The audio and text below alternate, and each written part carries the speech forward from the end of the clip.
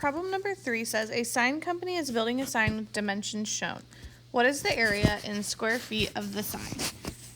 First thing you want to check is that your units are in feet because it says in square feet, and they are, so we don't need to convert anything. The second thing we need to know is that to find the area of a triangle, we are going to do 1/2 base times height, or sometimes it's also written as base times height divided by 2. It's the exact same thing either way. If you look at the triangle we are given the base, which is 10, but we are missing the height, which would be this line here. But I do have a right triangle, and I have 2 of the 3 sides. So hopefully you're recognizing that if I had a triangle like this, a right triangle, I could do Pythagorean theorem to find the missing side. One thing I need to notice is that these hash marks up here are telling us that these 2 pieces are congruent. So if the entire length of the base is 10 and it's split into 2 congruent parts, each side would be 5. So I can use this triangle to find the height using Pythagorean theorem.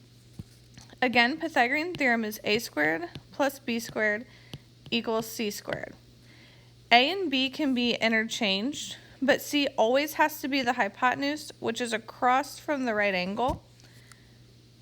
And so I would plug in my c squared.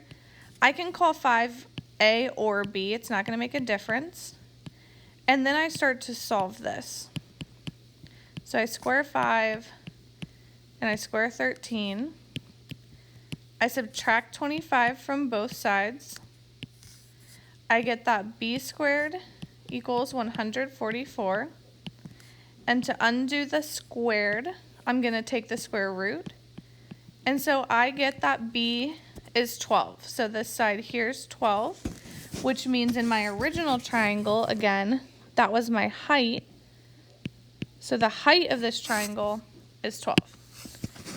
Now I can go over to my area formula and plug in the base of 10, the height of 12, divided by 2. And so that's 120 divided by 2. And so the area of this sign is 60 square feet.